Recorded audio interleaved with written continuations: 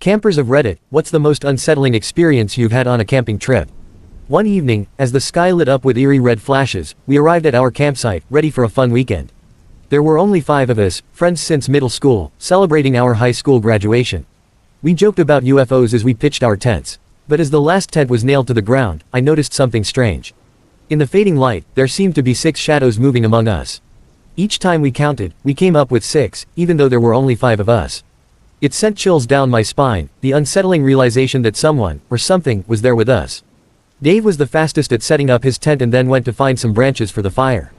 I remembered working with him at the local gas station last year. We used to work the night shift together, which made working at a quiet gas station a lot more fun. Eric was in the corner still reading his tent manual, adjusting his round glasses. I didn't know Eric as well as the others, but I remember sitting with him in math class and copying his homework once. Ava was also there, chatting with Sally, my cousin. They decided to team up and work on one tent at a time. I have clear memories of hanging out with them at school. I even knew Ava's younger brother since he used to ask to come with us wherever we went. I mention all of this because I'm pretty sure there were 5 of us, including me, and I knew everyone in the group. Dave had gone to gather some branches while we set up the foldable chairs around the fire pit.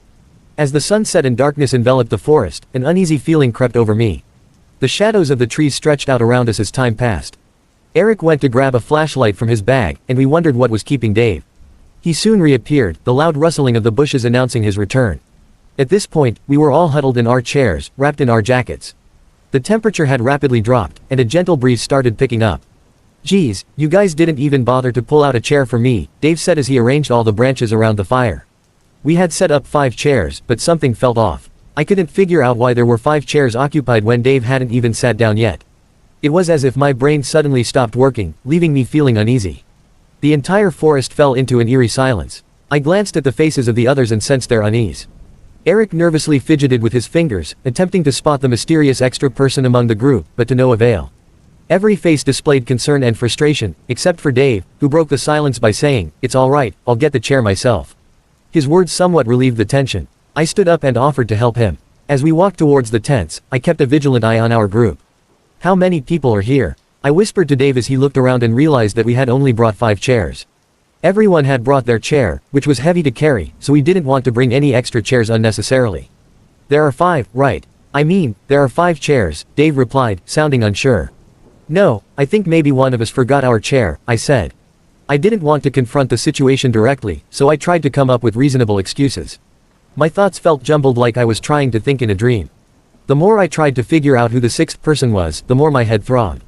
"That sounds about right," Dave said, relaxing and returning to the group. We had all gathered around a fire pit with some empty chairs in the circle.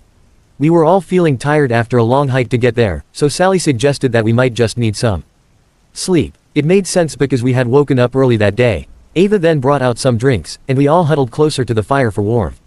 As we sipped our drinks, we shared fond memories from the past. Ava was in the middle of telling a spooky story about weird things happening in her house when I suddenly got chills, despite the fire providing warmth. I then realized that something important had slipped my mind. Who started the fire? I blurted out, interrupting Ava and breaking the immersion. Everyone looked annoyed until they realized that no one knew the answer. Once again, I glanced at everyone's faces, which were barely visible in the firelight. They all looked familiar but also scared. "Wasn't it you, Dave?" Eric asked. Dave shook his head. When we went back to the campfire and the circle of chairs, there were 2 empty seats, one for me and one for Dave. Everything was starting to make sense, even though we had all previously thought otherwise. Sally suggested that we were probably just tired from the long hike to get there and needed some sleep, and she might have been right. We were all exhausted from waking up early that day to get there on time. Ava brought out some drinks, and we ended up finishing the whole 6-pack. We huddled closer to the crackling fire, seeking warmth and taking sips from our cans while reminiscing about last year's memories. Ava was telling us about a strange experience she had when she was home alone, and as she spoke, I suddenly felt a chill despite the comforting warmth of the fire. What had felt cozy and safe moments ago now seemed off. I had just realized a crucial detail I missed. Who started the fire? I blurted out, interrupting Ava and shattering everyone's focus. Initially annoyed looks turned into confusion as no one seemed to know. I scanned the faces around me, barely visible in the firelight, each looking familiar but also pale with fear. "Wasn't it you, Dave?" Eric asked. Dave shook his head. "I think it was the person behind Jenny," Sally said, glancing at me. I whipped my head around, feeling a sudden pang of fear. There was nothing behind me but the enveloping darkness of the woods. The tall, dark trees made me feel exposed, like a lost bird in a vast field. Wait, I don't know, Sally stammered, her eyes wide and her body trembling. She continued to look around frantically as Ava moved over to her, trying to calm her down. I think we should leave this place, Ava stuttered. Yeah, something just doesn't feel right, but I can't put my finger on it, Dave said. But it's so dark in the forest now, we'd probably get lost if we leave, someone else mentioned. Yeah, I think we should stay the night and leave first thing in the morning, Eric agreed. I wanted to protest but realized Eric was right. The woods harbored an oppressive darkness that would make navigation nearly impossible. Let's not sleep in separate tents for safety, Sally suggested. We all agreed. We had only brought single-person tents, but we could squeeze 2 people in if we tried. This way, no one would be alone at night. After our discussion, we all paired up. I teamed up with Dave, while Sally paired with Ava, as always. Eric kept insisting that he didn't have a pair, but we assured him he did. He refused to believe it. At some point, we all realized there were only 5 of us, and suddenly, we gathered in the middle of the clearing. Why do we keep thinking there are 6 of us here? Eric asked, sweat dripping down his face despite the cold. We almost left him alone, assuming there was another person. I felt queasy as I closed my eyes, trying to mentally remember everyone here. My head throbbed, but I persevered. There's me, Dave, Eric, Ava, Sally, and... I pointed to each of them as I said their name. I retched and threw up when I got past Sally. The left side of my head felt like there was a knife lodged in it, and my vision blurred. Dave held me up to prevent me from collapsing, and we all silently moved towards the tents while someone extinguished the fire. Dave helped me into a tent while the others outside discussed what to do. I could only focus on snippets of the conversation as the intense pain in my head came and went. Sally had the idea to arrange 3 tents so their openings faced together at right angles, making a U shape so we could sleep close together and limit the tent entrances. Dave was about to go help outside, but I asked him to stay with me. It took some time to arrange the tents, but I started to feel better once everyone settled in. We did a quick head count and confirmed there were 5 of us. Eric would sleep in his tent alone, as the tents were very close now. Looking back, I regret letting him sleep alone. Before bed, we agreed to leave as soon as the sun rose. I took one last look outside the tent into the forest before trying to fall asleep. The wind had picked up, and the tree branches were swaying gently. As we gazed out from our clearing, the darkness seemed to surround us. The trees felt like they were encroaching closer. In the faint moonlight, I glanced over at the 2 tents we had set up and noticed a figure standing next to them.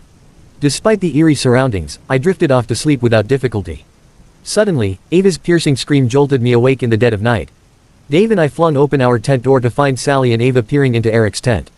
We pushed past them only to discover Eric's rolled-up sleeping bag with him still inside, his anguished expression etched with agony. The rest of his body rolled around it with the blue fabric now dripping with dark blood. Dave zipped up the door of the tent. Ava was in shock. Her eyes had become glassy and unfocused. Sally was shaking her repeatedly, tears streaming down her face. Dave picked up his torch and yelled at us to get up and run. We left the campsite and ventured back onto the trail. In the dim light of Dave's weak flashlight, we stuck close together, trying to make out the path. The dense foliage blocked even the moonlight, leaving us with just a small circle of light to navigate the 2-hour trail. Ava stumbled and twisted her ankle, causing us to halt. Someone suggested making a splint, but hastily dragged her into the woods instead.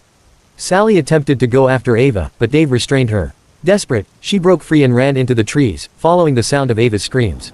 I was about to chase after her, but Dave grabbed my shoulders and shook me, urging us to leave. We hesitated but then kept running down the trail, hoping to reach our car and escape. Eventually, there were only 3 of us left, Dave and I running side by side, with someone trailing close behind us.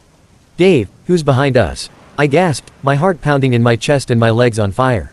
He turned to look at me, confusion giving way to fear and then to rage on his face. Keep running, he instructed, pulling a pocket knife from his pants and handing me the car keys, which I almost dropped. Then, he abruptly turned around and lunged at whoever was behind us. I kept running, fear gripping me as I heard the sounds of a struggle behind me. I stumbled and tumbled through the trail, feeling like hours had passed. I didn't allow myself to stop. When the trail finally ended, I emerged in the familiar car park. Without wasting a second, I sprinted to the car, started it up, and sped out of the forest and onto the highway in mere seconds. I'm writing this post from a rest stop. My phone has finally reconnected, and I've called 911 too. Explain the situation. I don't think they believe me, but they've dispatched a car anyway. As I wait, the sun is beginning to rise. After I post this, I'm going to check why the person in my backseat has been so silent the whole time.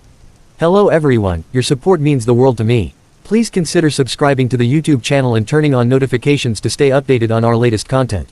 Thank you so much for your support and I can't wait to see you in the next video.